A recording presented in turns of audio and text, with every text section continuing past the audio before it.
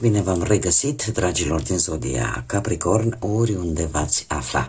Suntem din nou împreună la o nouă lectură generală pentru anul 2026. Așa că, dragilor, toți cei care aveți Soarele, Luna, Venus, ascendentul în Zodia Capricorn, această lectură este de asemenea și pentru voi. Înainte de a începe lectura pe case astrologice pe care eu v-am pregătit-o, vreau să vă spun mici aspecte din punct de vedere astrologic, dat fiind faptul că pe toate site-urile, pe toate canalele se vorbește de acest an 2026 și creează oarecum un pic de panică, ca să zic așa, în rândul poate a multora dintre voi.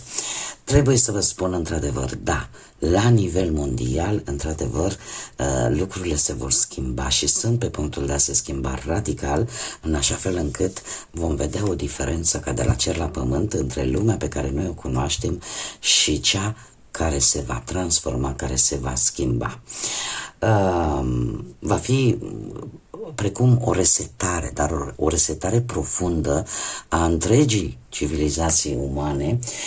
Trebuie să vă spun că acest lucru pentru omenire în general nu este ceva nou, el a mai avut loc, cred eu, la nivel mondial, mai ales cu Plutonul ăsta învărsător undeva prin secolul XVIII și, desigur, când au avut loc invenții, au avut loc schimbare de putere la nivel mondial, dar nu este ceva ce omenirea nu a mai avut de-a face.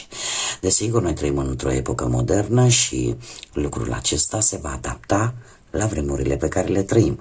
Așa că, dragilor, nu trebuie să vă fie teamă, nu trebuie să vă lăsați răpuși de ideea, domne, e un an fatidic, domne, el nu este chiar așa. Într-adevăr, are o energie foarte puternică pentru că este un an, din punct de vedere numerologic, 1, care într-adevăr vine cu noi începuturi, dar cu o energie de foc. Numărul 1 este guvernat de către Soare, este o energie de foc yang și chiar și din punct de vedere al astrologiei chineze vom intra din februarie într-un an de cal de foc. Deci avem, indiferent pe unde o luăm, din punct de vedere astrologic, dăm de această energie a focului, o energie puternică și trebuie să ne adaptăm. De aici vin și această multitudine de schimbări care, într-adevăr, să știți că ne vor zgudui un pic așa, dar, cum am mai spus, nu este ceva ce omenirea nu a putut trece. Ce pot eu să vă spun important vis-a-vis de acest an 2026 este că acest Pluton învărsător, să știți că nu se va opri, așa cum nu s-a oprit din anul 2024, undeva prin noiembrie, când această intrare a lui Pluton învărsător s-a definitivat și a stat acolo aproape 20 de ani. El a început să facă curățenie, așa că 2025 a fost un an destul de tensionat. Dacă 2025 a fost așa, 2026 va fi un an în care acțiunea va domina și în care toate măștile vor cădea. A avut grijă acest Pluton să scoată de-a lungul lui 2025 toată mizeria de sub preș, să facă așa un pic de curățenie, lucruri pe care cu toții l-am văzut la nivel global, dar nu se va opri și în 2026 va continua să pună capăt acelor paradigme și acelor ideologii de stânga, de dreapta, de alb, de negru și va spune nu, în alb și negru există nuanțe de gri între ele, iar între stânga și dreapta există centru. Și atunci se cere o întrepătrundere de energii, în așa fel încât omenirea să realizeze că ce este important sunt principiile, valorile fiecăruia dintre noi, tradițiile fiecăruia dintre noi și de asemenea și alte aspecte astrale care nu le mai spun pentru că sunt un pic tehnice și nici nu vreau să vă plictisesc cu acest lucru, dar cineva vrea să conducă, cineva vrea să lidereze de-a lungul lui 2026, va trebui să se arate așa cum este, autentic, original, atât cu părțile sale bune cât și cu cele mai puțin bune, iar restul de oameni îi vor putea asculta mesajul. Dar el va trebui efectiv să se dezbrace, metaforic vorbind, de toate măștile și de toate greșelile pe care cu toții le facem până la urmă, pentru că acest an ne îndeamnă să ne acceptăm așa cum suntem, ne îndeamnă să ne acceptăm atât greșelile cât și părțile mai puțin pozitive ale fiecăruia dintre noi, pentru că odată recunoscute sunt și integrate în noi și conștientizăm că fac parte din noi. Pentru că a greși este omenește, iar asta ne va ajuta foarte mult să redescoperim acea lumină interioară, acea lumină divină cu care ne naștem și am fost creați de către Creatorul nostru suprem, de către Dumnezeu. Așa că nu trebuie să vă speriați, nu trebuie să vă panicați, așa cum au trecut oamenii cu secole în urmă și noi cred că avem capacitatea să o facem. Acum haideți să vedem ce ne spune tarotul pe case astrologice, ce vine pentru dragii mei din Capricorn în anul 2026. Să vedem. Eu sper că nu v-am plictisit atât de tare cu aceste informații, dar am considerat că sunt utile și încă un lucru care știu că vă interesează din punct de vedere al finanțelor, nu este un an tocmai grozav, ca să zic așa, pe partea asta a finanțelor. De ce? Tocmai datorită, mai bine zis, din cauza acestor schimbări foarte rapide și neprevăzute, partea asta a finanțelor va fi destul de fluctuantă. Așa că nu se recomandă, cel puțin, nu știu, cred că în prima jumătate a lui 2026 nu se recomandă investițiile sau dacă le face să fie pe intervale foarte scurte de timp, pentru că ce a fost astăzi e posibil ca peste o săptămână să nu mai fie. Bun, haideți să vedem și ce surpriză sau ce situație importantă trebuie să știți, dragilor din Capricorn. Le-am pus, este aici surpriza sau situația importantă, dar noi vom începe cu prima casă astrologică, care este ascendentul, da? Cum sunteți voi ca și caracter, ca și personalitate, cum vă prezentați voi lumii sau cum vă percep ceilalți. Și avem aici o regină de cupe. E posibil ca unii dintre voi care vă cunoașteți ascendentul să aveți ascendent în Rac, Pești sau Scorpion, așa că veți fi percepuți de către ceilalți ca o persoană mult mai empatică, mult mai intuitivă, foarte magnetici, foarte atractivi și totuși persoane intransigente care vor pune limite atunci când este nevoie și care cumva va analiza, va gândi, va trăi foarte mult cu inima, ca să zic așa. Persoane destul de protectoare și care în general foarte empatice. Acum, e la modul general, dar cu precădere pentru cei care aveți poate și ascendentul într-un semn de apă. Pe partea banilor, aici pe partea banilor să știți că va avea loc o schimbare chiar foarte radicală și chiar în prima jumătate poate a anului, pentru că avem turnul. Iar din punct de vedere al finanțelor, așa cum v-am mai spus, îl puteți evita dacă veți fi foarte atenți la ce investiți. Așa cum v-am mai spus, la nivel global, mondial, aș spune, partea asta a finanțelor va fi foarte, foarte instabilă. Turnul îmi poate vorbi de, cum să spun eu, de acele situații în care nu este un moment tare bun, așa cum am mai spus, de investiții, de, nu știu, cei care aveți poate mania asta jocurilor de noroc sau pe partea asta loteriei să crezi că ceva, un hazard, un noroc te poate salva. Bine ar fi în acest an să vă îngrijiți mai mult pe economii și chiar la maxim, aș spune, pentru a-l putea traversa și sau măcar până când timpurile cumva se mai stabilizează din punctul ăsta de vedere financiar. Oricum, ca să nu vă dezamăgesc chiar așa de tare, turnul poate dărâma o anumită situație legată de bani, care poate multora dintre voi nu vă făcea bine. Dar știți cum e, că dacă ceva se dărâmă și voi automat veți pierde, poate nu numai alte persoane, și voi veți pierde, așa că puneți foarte mult accent pe a economisi în acest an, sau cel puțin în prima jumătate a anului. Casa a treia care ne vorbește de comunicare, de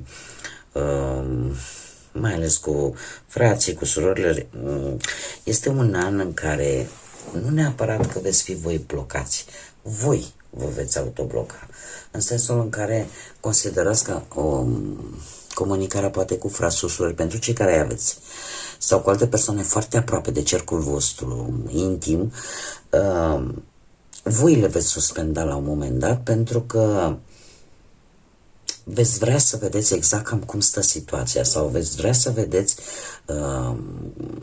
o anumită situație legată de aceste energii dintr-o cu totul și cu totul altă perspectivă. Așa că veți fi foarte reținuți, ca să zic așa, din punct de vedere al dialogului, al comunicării. O veți face, asta nu înseamnă că nu veți comunica sau nu veți dialoga, dar în condițiile voastre și numai după ce voi veți fi siguri că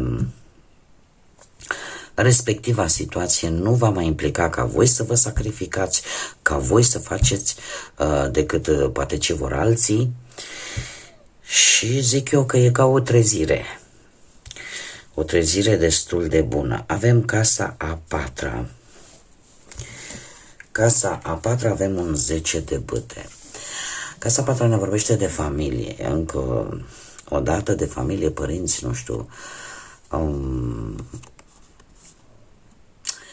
poate bunici, în general de partea asta biologică, familia biologică. De asemenea, ne poate vorbi și de o casă, de o locuință, de o proprietate. Iar faptul că avem acest 10 de bâte îmi spune că va fi destul de greu pentru voi, nu știu, ori că să obțineți o casă, ori că dacă vreți să renovați o casă, ori relația cu propria voastră familie biologică va fi destul de greoaie, ca să zic așa, pentru că 10 de bâte este cartea care îmi vorbește despre o supraîncărcare de foarte multe responsabilități, care la un moment dat vă veți sătura efectiv, pentru că vă dați seama că bunăstarea voastră fizică, emoțională este periclitată, este atacată și atunci, cel puțin din punctul ăsta de vedere al relațiilor familiare, de biologice, va fi destul de greoaie. Mergem mai departe, casa a cincea, care ne vorbește de creativitate, de poate chiar de copii pentru unii dintre voi, de ceea ce vă face pe voi special. Ce vă face pe voi special și avem îndrăgostiții? Faptul că sunteți în stare, ca să zic așa, să luați anumite, o să fiți destul de sensibil, destul, mai ales când e vorba de copii, mai ales când e vorba de, cum să zic eu, de capacitatea asta de a iubi. Veți avea o anumită sensibilitate și o anumită pasiune care vă va face foarte compatibili când e vorba de proprii voștri copii, cei care îi aveți, sau de propria voastră relație. Aș mai spune că într-adevăr, în momentul în care va trebui să luați o decizie vis-a-vis de copiii voștri sau vis-a-vis de relația voastră, nu va fi destul de ușor. Chiar aș spune că vă va costa un picuț, da? Să vă decideți, dar într-un final o veți face. Dar o veți face oarecum impulsionați de emoții, o veți face impulsionați de suflet, de inimă, de sentimente. Casa a șasea avem un rege de cupe. Se pare că nu vă deziceți de acest lucru. Casa a șasea ne vorbește despre sănătate, dragilor, și despre viața voastră așa, în general, zilnică, da? Și avem un rege de cupe.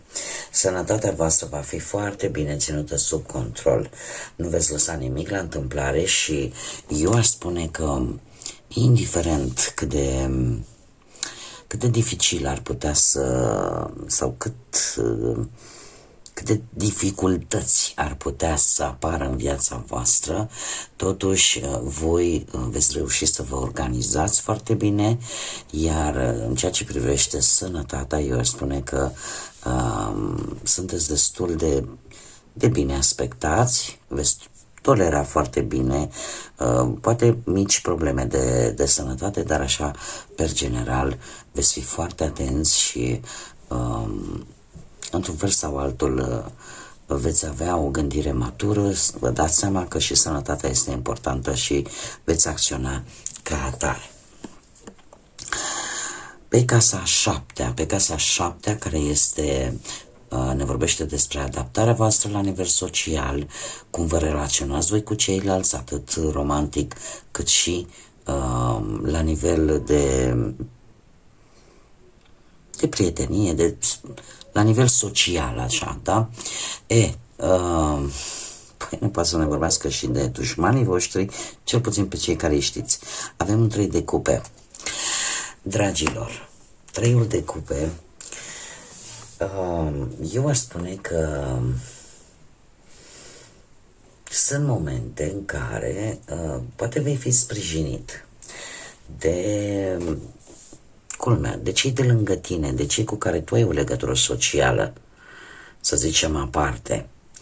Iar dacă vorbim de organizarea voastră, asta așa de zi cu zi, sau mai bine zis, haideți să vorbim despre dușmani, despre inamicii voștri, ea pe care îi știți sau nu știți. Cred că o să-i descoperiți foarte tare în anumite evenimente. În anumite evenimente care cumva în care vi se vor arăta cine vă sunt prieteni și cine nu. Practic, aceste evenimente vă vor arăta măștile tuturor. Așa cum bine am văzut. Casa 8 ne prezintă viața voastră intimă, dar în același timp un lucru important, ne prezintă schimbările importante care vor avea loc de-a lungul lui 2026. Iar schimbările, și aici trebuie să aveți un pic de grijă, schimbările importante pot veni în urma unor procese legale, strict de legea asta pământeană, că e vorba de procese juridice sau nu, schimbările importante aici vor veni. Dar, de asemenea, alte schimbări importante relaționate cu Arcanul Major Justiția sunt acelea în care poate este vorba de anumite documente legale, dar în mare parte e vorba de foarte multă onestitate. Onestitatea cu care poți rezolva anumite situații. Aș mai spune că asta nu înseamnă că nu puteți obține stabilitate. Tocmai aceste schimbări în care situațiile trebuie să fie cât mai stabile, cât mai drepte, cât mai corecte. În a face ceea ce este corect și să evitați pe cât posibil să fiți foarte critici cu ceilalți și să vă pierdeți flexibilitatea, să deveniți cumva persoane ursuze, rigide și să mergeți așa precum căluțul, fără să vă mai uitați stânga-dreapta. Asta vă poate ajuta, e adevărat, vă și poate aduce schimbări importante, transformări importante în viața voastră, dar de asemenea, e bine de știut, e un avertisment cu care vine acest arcan major și acela de a nu uita să fii flexibil și indiferent cât de mult durează, poate o anumită situație, un anumit proces legal, să aveți răbdare, să nu grăbiți lucrurile, pentru că de aici voi veți avea poate și niște lecții importante de învățat. Mergem mai departe și pe casa noua avem partea asta a inteligenței, a deschiderii către noi orizonturi, atât geografice cât și intelectuale, și partea asta oarecum filozofică a vieții. Voi aveți soarele. Voi aveți soarele, așa că cred că din punct de vedere al călătoriilor, pentru că reprezintă și călătoriile lungi, voi s-ar putea să fiți foarte bine aspectați și chiar să vă ajute anumite călătorii lungi, mare atenție, nu călătorii scurte, drumuri lungi, poate dintr-o țară în alta, dar pentru voi va avea un impact foarte, foarte pozitiv, pentru că vă poate reda optimism sau pur și simplu să vedeți că într-adevăr se poate și că puteți reuși. Pe partea asta a descoperirii, adaptării cu diferite situații. Aș putea să zic că mulți dintre voi veți redescoperi, poate în religie, în partea asta spirituală, lucruri care să vă ridice moralul. Casa 10-a, care este casa carierei, al reputației, a statutului vostru din punct de vedere social, sau eu aș zice că ne poate vorbi de asemenea și de cele mai mari reușite ale voastre. Eu cred că cea mai mare reușită a voastră poate să fie chiar un job, o ofertă de job fantastică. Dacă nu e ofertă de job, putem vorbi de o șansă atât de bună de care voi va trebui să profitați, pentru că te îndeamnă în primul rând să treci la acțiune, să ai încredere în tine, în intuiția ta, în abilitățile tale și trebuie să vă spun că va veni într-un moment cheie de-a lungul lui 2026, așa că cea mai mare realizare sau una dintre cele mai mari realizări vin cu această ofertă atât de importantă, care în mare parte are legătură cu cariera voastră sau cu munca în general. Sau poate chiar cu un anumit curs sau un anumit studiu. Casa 11 este casa prieteniilor, a relațiilor, fie ele de dragoste sau de prietenie, sau pur și simplu a acelor lucruri care te iau cumva prin surprindere. Și avem în 5 de cupe, dragilor, atât la nivel relațional, sentimental, cât și la nivel de prietenie, voi, cel puțin la acest început de an 2026, cred eu că e posibil să persiste această energie de-a lungul întregului an, dar eu tind să cred că este vorba mai mult pentru prima jumătate a lui 2026. Voi, din punctul ăsta de vedere, veți trăi în trecut. Veți avea foarte multe momente de melancolie, de tristețe, gândindu-vă la poate o relație din trecut, poate la un prieten, prietenă din trecut, și lucrul ăsta vă va juca un pic negativ în viața voastră, pentru că Casa 11 mai ne vorbește și de partea voastră norocoasă. Blocajul ăsta în trecut, să știți că nu vă ajută deloc. Și bine ar fi ca atunci când aveți ceva important de făcut, mai ales în carieră sau ceea ce privește statutul vostru social, poziția voastră socială, bine ar fi să lăsați trecutul, pentru că oricum nu poate să vă spună nimic nou, și să vă îndreptați un pic mai mult către viitor.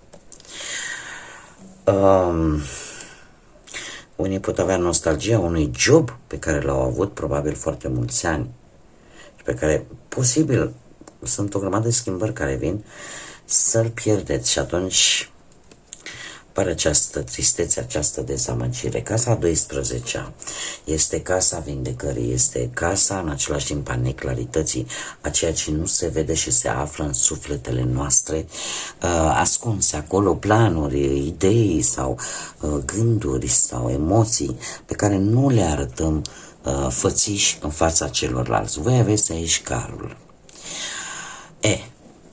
Trebuie să vă spun că sunteți într-un an în care toate acele idei, toate acele planuri, toate acele proiecte pe care voi le-ați ținut în interiorul vostru tind cumva să iasă la suprafață. Problema este alta, că carul, într-adevăr, ne vorbește de multă energie, ne vorbește de multă hotărâre, de multă voință, de mult curaj, dar în același timp ne spune graba strică treaba. Așa că în momentele în care sunteți cel mai hotărâți, dar nu vedeți exact pe ce drum să o luați sau ce trebuie să faceți exact, nu vă grăbiți să luați decizii foarte importante, pentru că s-ar putea să nu fie cele mai inspirate. Haideți să vedem ce surpriză sau ce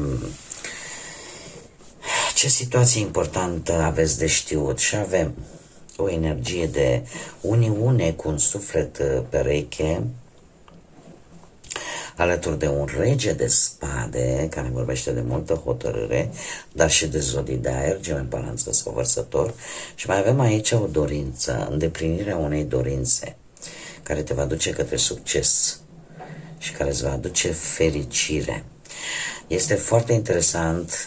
De ce? Pentru că poate mulți dintre voi cu acest rege de spade, mai ales dacă aveți lună, Venus și chiar ascendentul poate într-o zodie de aer, Gemeni, Balanță sau Vărsător, veți fi destul de reticenți, veți fi persoane sau energii destul de autoritare, destul de dure, destul de ferme, și încercați oarecum să-l dominați practic pe celălalt de lângă voi. Lucrul ăsta poate să incite un pic lucrurile, situațiile, da?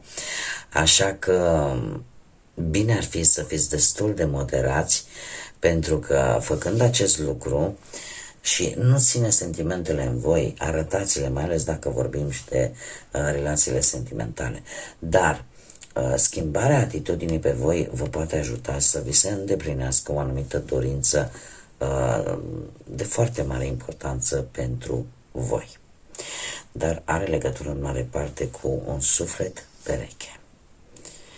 Suflet pereche este, și dacă vorbim așa un pic la nivel filozofic, aș spune că combinația și integrarea acestei energii, atât feminine cât și masculine, pe tine te va ajuta să te redescoperi și te va ajuta poate să, cum am văzut bine, să-ți îndeplinești o anumită dorință specială, o dorință a sufletului tău. Bun, dragii mei, cam atât am avut pentru voi, pentru acest nou an 2026. Vă mulțumesc că ați fost alături de mine. Vă doresc un 2026 plin de sănătate, de bucurii, de reușite și de mult curaj. Nu uitați, dragilor, că omenirea tocmai de aceea a ajuns până în clipa de față să stăpânească, ca să zic așa, pământul, tocmai pentru că nu s-a lăsat și a folosit istețimea, inteligența, pentru a putea să nu piară de pe această planetă. Așa că fiți curajoși, fiți determinați, faceți-o cu foarte mult echilibru, nu vă grăbiți în situații critice și cu siguranță va fi un an, eu zic, destul de bun pentru voi. Până data viitoare, când ne vom reîntâlni la o nouă lectură, eu vă doresc tot binele din lume și fie ca acest an 2026 să vă aducă tot ceea ce voi vă doriți mai mult. Așa că la mulți ani, dragilor, pentru 2026, iar până data viitoare când ne vom reîntâlni din nou, toate cele bune și desigur să fiți, dragilor iubiți, și în 2026.